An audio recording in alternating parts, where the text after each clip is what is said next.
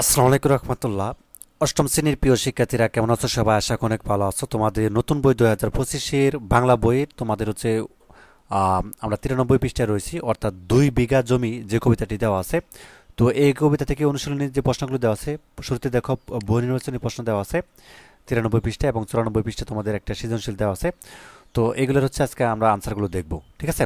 তো শুরুতে দেখো বহু নির্বাচনী প্রশ্নের মধ্যে দেওয়া আছে 1 নাম্বারটা, 2 বিঘা জমি কোন ধরনের কবিতা? কাহিনী এবং কবিতা, ঠিক আছে, একসাথে। তার মানে ক নাম্বারটা আনসার হবে।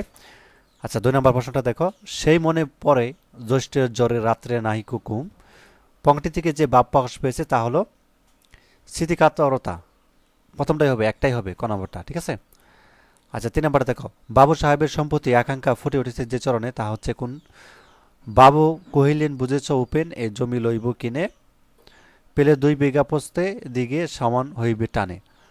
1 এবং 2, তার মানে এটাও ক নাম্বারটা আনসার হবে, ঠিক আছে। আচ্ছা, তারপরে একটা উদ্দীপক দেওয়া আছে, উদ্দীপকের আলোকে 4 এবং 5 নং প্রশ্ন উত্তর দিতে বলা হয়েছে। রাজীব সাহেব এক যুগ আগে আমেরিকায় গিয়ে প্রচুর বিত্ত বৈভবের মালিক হয়েছেন, তো কিন্তু তারপরও তার মনে সুখ নেই। তো সেখানকার পরিবেশ, প্রকৃতি, মানুষ কোনো কিছুই তাকে আকৃষ্ট করে না। সারাক্ষণ মনটা পড়ে থাকে আঁকা বাঁকা এবং মেঠোপথের দ্বারের কুড়ে ঘরে, সেখানে যেখানে কেটেছে তার শৈশব কৈশোরের সোনালী সময়। উদ্দীপকে রাজীব সাহেবের মানসিকতার 2 বিঘা জমি কবিতার কোন অনুভূতি প্রকাশ পেয়েছে? স্বদেশ প্রীতি, ক নাম্বারটা হবে, ঠিক আছে। উক্ত অনুভূতি নিচের কোন চরণে ফুটে উঠেছে? তবু নিশি দিনে বলিতে পারি না সেই 2 বিঘা জমি। তার মানে এই যে গ নাম্বারটা, ঠিক আছে। তো যাক, আমরা বহু নির্বাচনী প্রশ্ন যে 5টা সেই উত্তরগুলো দেখে ফেলাম। এরপর হচ্ছে দেখা সৃজনশীল প্রশ্নটা দেওয়া আছে।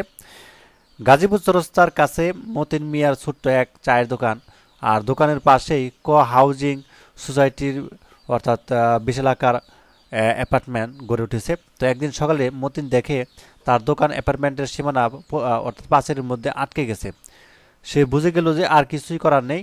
উপায়ান্তর না দেখে সে রাস্তায় অর্থাৎ ফ্লাক্সে করে চা বিক্রি করে সংসার চালায়, আর উদাস দৃষ্টিতে অর্থাৎ গগনচুম্বী অট্টালিকাগুলোর দিকে তাকিয়ে দীর্ঘশ্বাস ছাড়ে।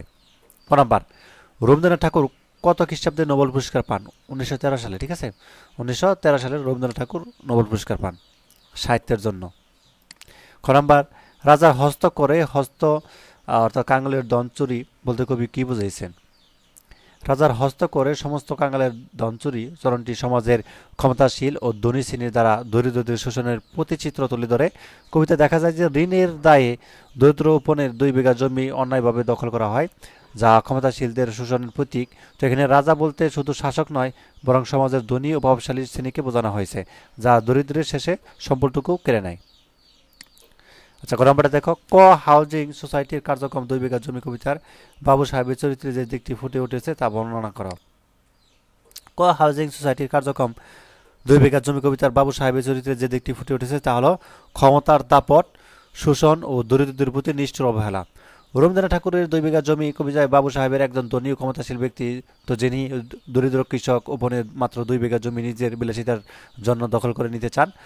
উপেন যতই অর্থাৎ অনুনয় বিনয় করুক, বাবু সাহেব তাতে কর্ণপাত করেন না, বরং প্রভাব খাটিয়ে জমিটি কেড়ে নেন এবং ওপেনে গ্রাম ছেড়ে চলে যেতে বাধ্য হন। এখানে অর্থ ক্ষমতার অন্যায়ের অর্থাৎ অন্যায়ের জয় এবং দরিদ্রের অসহায়ত্বের চিত্র ফুটে ওঠে। আচ্ছা, গ নম্বরটা, উদ্দীপকের মতিন 2 বিঘা জমির শোষিত উপনের সার্থক প্রতিনিধি কিনা সেই বিষয়ে তোমার মতামত যুক্তি সহকারে উপস্থাপন করো। আচ্ছা, উদ্দীপকের মতিন 2 বিঘা জমির শোষিত উপনের সার্থক প্রতিনিধি এই বিষয়ে আমি সম্পূর্ণ একমত। উভয়ের জীবনে শোষণ, অন্যায় ও ক্ষমতাবানদের অবিচার প্রকাশ পেয়েছে, যা সমাজের ধনী গরিব বৈষম্যের প্রকার চিত্র তুলে ধরে। রবীন্দ্রনাথ ঠাকুরের 2 বিঘা জমি কবিতায় উপেন একজন দরিদ্র কৃষক, যার পূর্বপুরুষের ভিটেমাটি বাবু সাহেবের অন্যায়ভাবে কেড়ে নেন এবং ঋণের দায়ে সে জমি হারিয়ে পথে বসে এবং গ্রাম ছেড়ে চলে যেতে বাধ্য হন। বহুদিন পর সে যখন নিজের গ্রামে ফিরে আসে, তখন দেখে তার চিরচেনা ভিটে পরিণত হয়েছে বিত্তাশীলদের সম্পত্তিতে। তার অধিকারহীনতা, নিঃস্বতা ও বঞ্চনার বেদনা পুরো কবিতায় ফুটে উঠেছে। আচ্ছা, এই ছিল আজকের মতো। পরবর্তী আমরা নতুন কবিতায় চলে যাব, পাঁচের লোককে কিছু বলে, কামিনী রায় লেখা। তো এখান থেকে শুরু করব। আজকের ক্লাসটা এই পর্যন্তই, ঠিক আছে। ধন্যবাদ সবাইকে, আল্লাহ হাফেজ।